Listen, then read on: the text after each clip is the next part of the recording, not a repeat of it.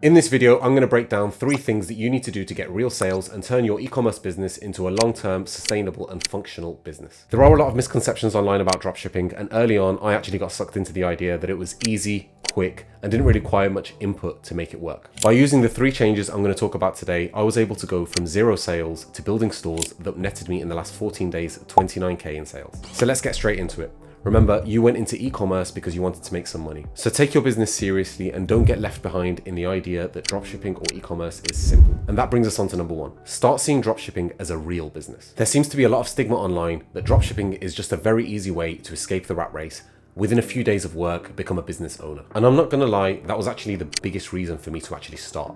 It's also the biggest reason why I didn't find success in my initial stage. I mean, to really understand it, dropshipping is a fulfillment method where your customer places the order and you as the business owner does not hold stock. You then place the order on a supplier who picks, packs and ships it directly to your customer. And that's the only part of the business that really should be any different to any other business that exists in 2024. And as for my experience, it started off as a side hustle or a quick, easy way to make money. And I didn't realize it at the time, but treating dropshipping as a business model as it's portrayed online isn't going to work. And if you're doing dropshipping correctly, it's a serious business. There are skills that any entrepreneur will need to develop to be successful in today's competitive market. You need to take into consideration the skills of selling, marketing, and providing values to your customers if you want to go anywhere with this business. And when I talk about these skills, I'm not talking about learning the skills of selling and marketing within the dropshipping niche. I'm talking about learning how to sell and market in business as a whole. The reality with dropshipping is that most people give it a shot, don't find any success, and just call it a day. But in the real world, how many shops on your high street do you see testing out for a month, putting up their signs, filling up with stock,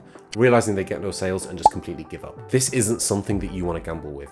Luck is not on your side in the e-commerce space. And you want a bright future, so you need to see this as a serious operation. Your mentality towards your business needs to be the same. You need to develop an endurance on pain, because when things go wrong, you need to be the one that gets up and solves them. In reality, there's those who stay around for a long time and there's those that don't.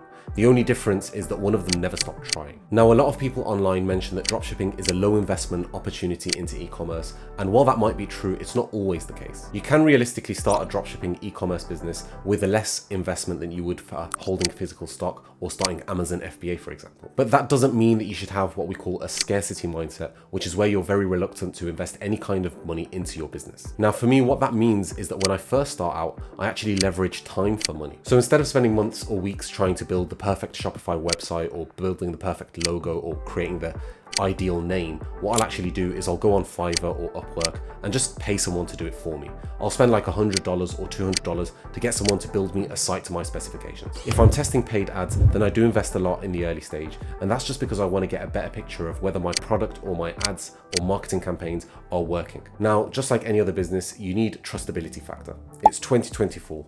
People that are shopping online are a lot more aware than they were 5 years ago.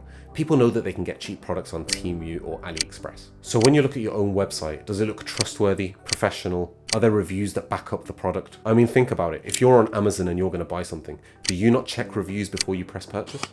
Everybody else does the same. So your website needs reviews. It needs an element of trustability across the whole website. So seeing your dropshipping business as a real business is not a single action that's going to bring you more money. It's a complete shift in mindset that's going to lead you to the right actions. Now, the second thing we're going to talk about today that's going to bring you more sales is having more input in your product design. Because let's face it, the biggest problem that every beginner dropshipper is having at the moment is that everybody is selling the same shit. There seems to be a lot of guidance in the dropshipping world when it comes to finding winning products or how to find products online that kind of leads everyone to the same place. Now, I never really had any long-term or sustainable sales from an off-the-shelf product that everybody else is selling. And as I mentioned previously, people are a little bit more switched on in 2024 than they used to be. People understand what a real dropshipping website is and what a legitimate business is. And of course, online you can find plenty of examples of typical dropshipping products and websites that have built a lot of success for a lot of people, but this is our business. It's not worth gambling or trying our game of luck. Now, the real opportunity, in my opinion, when it comes to winning products is where you've had some level of input when it comes to design,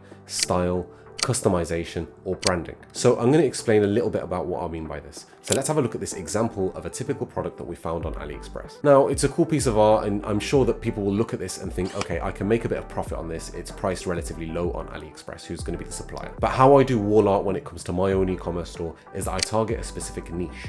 Couples. So when I receive an order, the customer sends me one of their favorite photos of them and their other half. What I end up doing is editing this into a cool watercolor design. The order will then go to the supplier, and in my case, I use Gelato.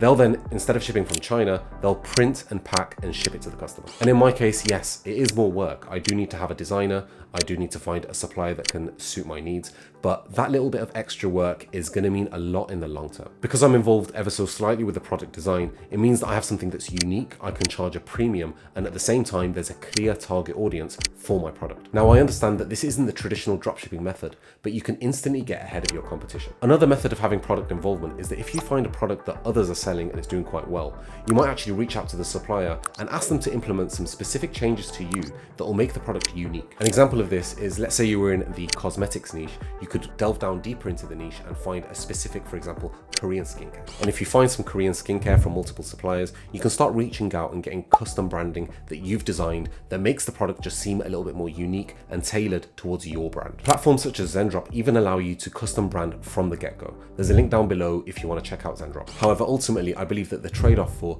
investing a little bit more time into your product design definitely has some payoff when it comes to making it unique and getting you more sales. And be creative. It's your business, so make your product something that you're proud of. Now, the third thing that's going to get you more sales is try and understand why people would buy from you in the first place. So if you want to get sales, from the start, you need to understand what your value proposition actually is. And the second part of this is how you're going to get this message across in your marketing. Now, we've already spoken about how you can pick better products which will instantly give you value, but to expand on that, where you'll actually get your value is by solving a customer's problem or making their life better. You need to have the mindset that you're not trying to sell the product, you're trying to sell the solution, and that needs to translate into your marketing. I've mentioned in previous videos, there are two main reasons why people are going to buy from you online. The first reason is that it's going to solve a specific problem that the customer is going to have in their life. Here's an example. And the second reason is that it portrays to the customer that it's going to elevate their life in one way or another.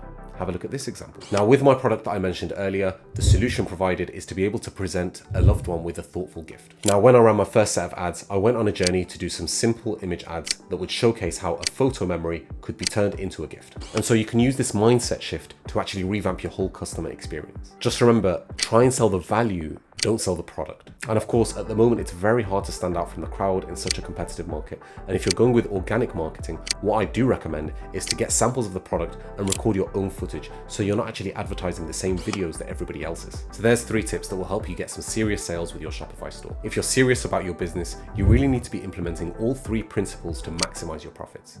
Thanks for watching the video. I'll see you in the next one.